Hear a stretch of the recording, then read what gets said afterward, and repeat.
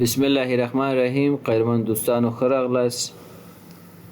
زموږ د نن ورځې درس په کریډیټ باندې ده چې څه ډول کولی شو موږ تاسې کریډیټ په کویک بوک کې اپلای کوو. ګورئ زه کسټمرز ته راځم او د هغې څخه وروسته فرض کړه د بصیر په نوم باندې دغه کسټمر ته زه یو انوایس جوړوم. دلته راځم انوایس ورته جوړوم او دا به ورته کینسل کو. انوایس ورته د دې جوړوم چې دی موږ څخه کیبورډ اخیستی ده، کوانټیټي به ورته انتخاب کو چې 2 دانې موږ نه کیبورډ واخیسته او همدا ډول بل موږ نه لپټاپ واخیسته. فرض کړه 2 لپټاپ یې زموږ څخه واخیسته او همدا ډول بل مادربورډ یې زموږ څخه واخیسته 2 دانې. فرض کړه دا ورته کوانټیټي لیکو، نو دا ټوټل موږ سره 23,980 افغانۍ کېږي. دغه انوایس موږ دې ته جوړ کړه، دا ټرانزیکشن به ځان سره ریکارډ کو، سپیلنګ چیک به اګنور آل کو. ټرانزیکشن ګورې موږ سره ریکارډ شو او بصیر چې ده د 23,980 افغانیو په ارزښت موږ څخه قرضداره شو. دا جنسونه یې زموږ څخه ویوړه، خو کله چې دا جنسونه ویوړه په دیو کې چې دی یو لپټاپ یې بیرته موږ ته واپس که. هغه لپټاپ خراب و یا کم مشخصاتو باندې چې دی غوښتی و خو خوښ یې نه شو، ستونزه وه په لپټاپ کې، هغه یې بیرته موږ ته ولیږلو. نو د دې دپاره زه بیا هم راځم دلته انوایس ته. چې کله انوایس ته راغلم دلته ورته زه انتخابوم چې بصیر خان ده او څه شی موږ ته بیرته واپس که. زه ورته وایم دې موږ ته لپټاپ بیرته واپس که. ګورې دلته یو لپټاپ به انتخاب کړم، لپټاپ یې موږ ته څنګه که واپس که. دلته به ورته ریفنډ کریډیټ اپلای کو. صحیح ده، دا ریفنډ کریډیټ ورته اپلای کوو. چې کله مو دا اپلای که سیو انکلوز کوو، په دې معنا باندې چې دې زموږ څخه چې کم جنس وړی او په هغې کې یو لپټاپ بیرته موږ ته واپس که.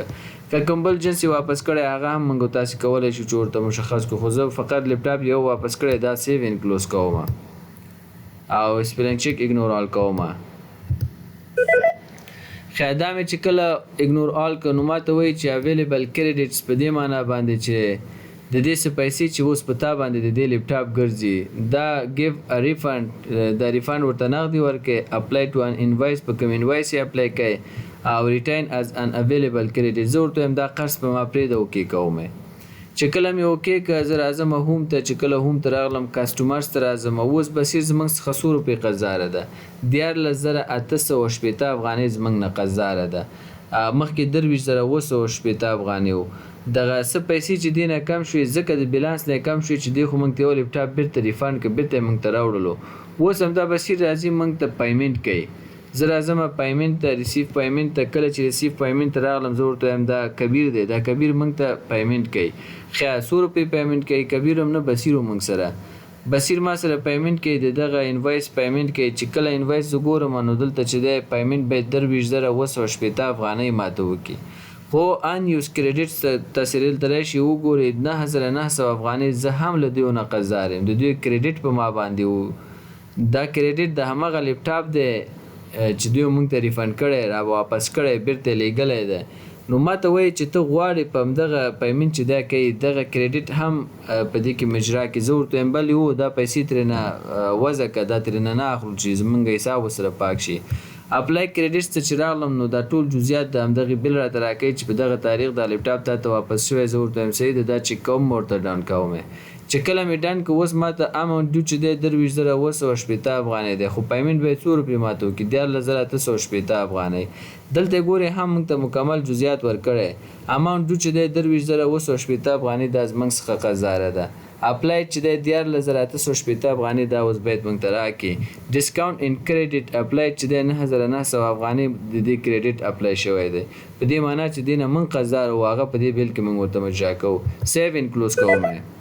چې کله مې سیو انکلوز که تاسې کسټمر سره راشي بصیر سره اوس زموږ حساب څنګه شو، مکمل پاک شو. یعنی بصیر چې زموږ څخه کم جنسونه وړي وو د هغه جنسونو څه پیسې چې کېدلې په هغې کې یو نیم چې بیرته موږ ته واپس کړی او هغه موږ ترې نقصداره شوي دا زموږ نقصدار او موږ د دې نقصدار نو دا موږ سره مکمل مجري په دې ډول باندې کولی شو او حساب د خپل کسټمرانو او وینډرانو سره په دغه ډول پاکولی شو یعنې هم ډسکاونټ هم دغسې موږ اپلای کولی شو هم ریفند یا کریډټ موږ تاسې هم دغه ډول کولی شو چې اپلای کړو مجرا یې کړو په دې هیله یم چې یو څه مو ترېنه برداشت کړی اوسي